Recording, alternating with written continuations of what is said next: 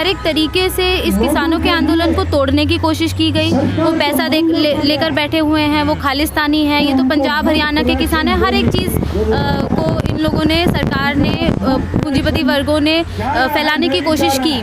लेकिन आज हम लोग देख रहे हैं कि 3 अक्टूबर की जो घटना है, लखीमपुर खीरी की घटना, इसने तो हदें पार कर दी।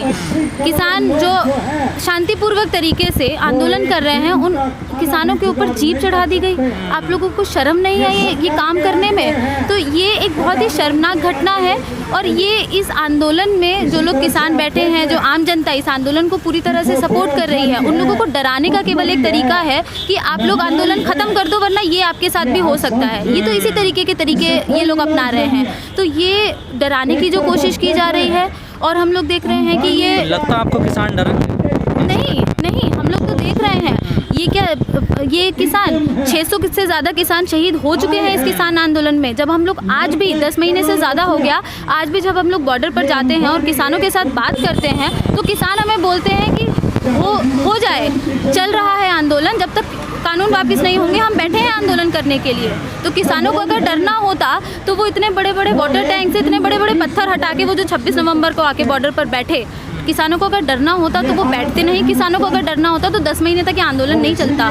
हर एक चीज़ का, चाहे कड़ाके की सर्दी हो, चाहे चिलमिलाती धूप हो, बारिश हो, हर एक चीज़ झेलकर तो आज किसान बैठे हैं। लखीमपुर में जो घटना हुई है उसको लेकर मीडिया का भी एक विरोध किया जा रहा है, जिस प्रकार मीडिया ने वो खबरें दिखाई हैं। बिल्कुल, ये तो हम लोग देख ही रहे हैं कि मीडिया अभी भी जैसे एक लोगों के बीच में ये फैलाया जा रहा है कि किसानों को तो कॉम्पेंसेशन मिल गया। ये क्या केवल कॉम्पेंसेशन की बात है? क्या किसी की जान पैसे के साथ उसका तोली जा सकती है? नहीं तोली जा सकती है।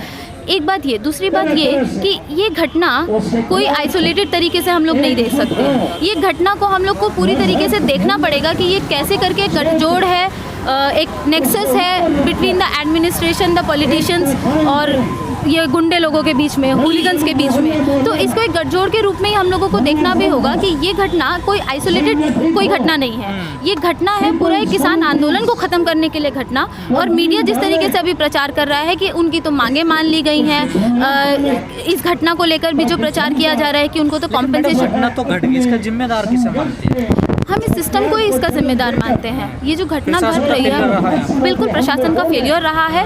और ये सरकार जो खुद को चुनी हुई सरकार, लोगों के द्वारा चुनी हुई सरकार कहती है, वो लोगों के प्रति उनका क्या रवैया है ये तो हम लोग देख ही रहे हैं। तो ये एडमिनिस्ट्रेशन का, इस सरकार का पूरा एक फेलियर रहा है कि हमारे देश के किसान, अन्नदाता जो अनाज उगा रहे हैं, वो धरने पर बैठे हुए हैं। 10 महीने से ज़्यादा हो गया, घर नहीं जा रहे हैं, लेकिन आप लोग उनकी मांगे सुनने के लिए तैयार नहीं हो। मैडम, आपको नहीं लगता कि किसान पिछले 10 महीने से बॉर्डरों पर बैठे हैं, उनका जो धैर्य था, जो उनकी शांति थी, वो टूटने लगी है, उन्हें भी कहीं ना कहीं गुस्सा आने लगा?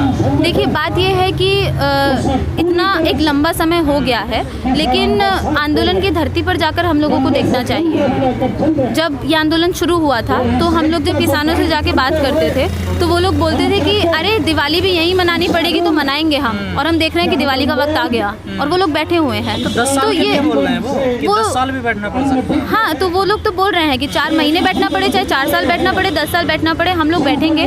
और इस आंदोलन से पूरे आम जनता को आज सीखने की ज़रूरत है कि किस तरीके से एकजुट होकर ये किसान आंदोलन को आगे बढ़ा रहे हैं। इस बात से आज पूरे आम जनता को सीखने की ज़रूरत है, क्योंकि आंदोलन के प्रति जो इन लोगों का रवैया है, अभी हम लोगों ने पिछले कुछ दिनों की घटना देखी। MP के अंदर जब युवा बोल रहे हैं कि हमें रोजगार दो, तो उन लोगों को लाठी मारा जा रहा है। जब छात्र बोलते हैं कि फी हाइक क्यों हो रहा है, तो उन लोगों को देशद्रोही बोल दिया जाता है। DU में जब ये प्रोटेस्ट हो रहा होता है कि कैंपस खोलो, ये लोग लाइब्रेरीज नहीं खोल सकते, ये लोग यूनिवर्सिटीज़ नहीं खोल सकते, ये लोग शराब की दुकानें खोल सकते हैं। ये स्टैंड है हमारी सरकारों का। तो ये जो खुद को लोगों की सरकार बोलती है, इनका रवैया तो हम लोग देख ही रहे हैं ना। तो इस रवैये के खिलाफ जिस तरीके से किसान बोल रहे हैं कि हम खेती को बिकने नहीं देंगे, इसी तरीके से पूरे आम जनता को, हर एक सेक्टर को आज खड़े होने की ज़रूरत है कि हम अपने सेक्टर को बिकने नहीं देंगे। लेकिन ऐसी घटनाएं जो आपस में टकराव होता है वो हरियाणा पंजाब में नजर आता था, सरकार के और किसानों के बीच में। यूपी का किसान तो बड़े धैर्य के साथ अपना आंदोलन कर रहा था। अब यहाँ पर भी में शुरू हो गई ऐसी घटनाएं,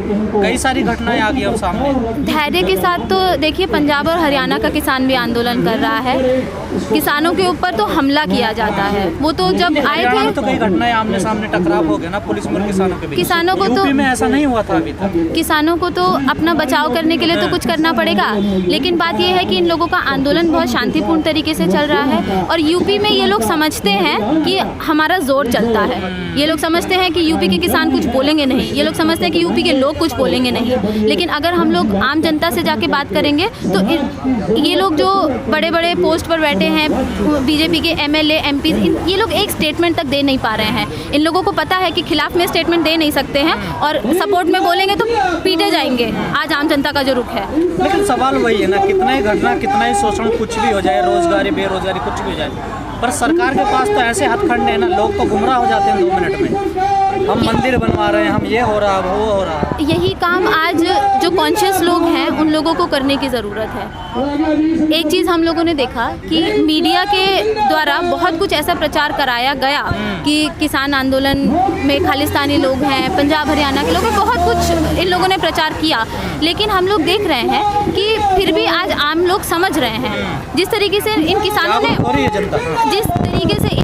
ने इस किसान आंदोलन में एक बहुत जो बेसिक एक तफरका है वो ये कि किसान इस बात को समझ गए हैं कि सरकार जो नीतियाँ लेके आ रही है वो किसके लिए लेके आ रही है। किसान साफ साफ बोल रहे हैं अडानी अंबानी के खिलाफ हमारा आंदोलन है। इसका मतलब वो समझ रहे हैं कि सरकार जो नीतियाँ लेके आ रही है, ये नीतियाँ पूंजीपतियों के हक में नीतियाँ आ रही हैं। तो इस चीज़ को समझना और इस बात को लोगों के बीच में लेकर जाना, जो लोग नहीं समझ पा रहे हैं उन लोगों के बीच में आज आप जैसे जो मीडिया चैनल है या जो आम जनता, जो जागरूक जनता है, वही लोग लेकर जाएंगे लोगों के बीच में। और ऐसा नहीं है कि लोग समझ नहीं रहे हैं, लोग समझ भी रहे हैं आज, और ये बात भी मान रहे हैं कि जब किसान बैठे हैं इतना महीने से तो आप लोग उनकी मांगे क्यों नहीं मांग लेते। आज ये लोग सवाल कर रहे हैं, हम लोगों से बात कर रहे हैं, पर कहीं ना कहीं वो भी कंफ्यूज हो जाते हैं जाति धर्म में अटक कर। मुद्दे हैं, वो कहते हैं मुद्दे हैं, लेकिन जाति धर्म को वो सर्वोपरि मानते हैं। यही तो सरकारें चाहती हैं। सरकारें तो चाहती ही यही हैं कि हाँ, आप धर्म के नाम पर बटे रहो, आप जाति के नाम पर बटे रहो।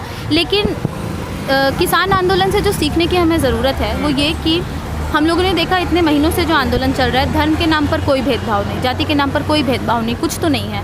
ये जो आंदोलन का ये कल्चर होता है, इस कल्चर को आज समझने की ज़रूरत है और इसी कल्चर को, इसी आंदोलन के कल्चर को आज लोगों के बीच में लेके जाने की ज़रूरत है। और आज आम जनता के पास आंदोलन करने के अलावा और कोई रास्ता नहीं बचा है। जितना हाहाकार आज पूरे समाज में मचा हुआ है, रास्ता तो नहीं बचा, पर सरकार पर फर्क भी नहीं पड़ता। सरकार पर अगर फ़र्क नहीं पड़ता तो ये जिस तरीके के हथकंडे अपनाए जा रहे हैं, अपनाए नहीं जाते, तब सरकार चुप बैठी रहती। सरकार भी जानती है कि ये आंदोलन अगर जीता तो पूरे आम जनता पर इसका क्या असर पड़ेगा। तो इसीलिए फ़र्क तो सरकारों को बहुत पड़ रहा है, लेकिन दिखाना पड़ेगा कि कोई फ़र्क नहीं पड़ रहा है।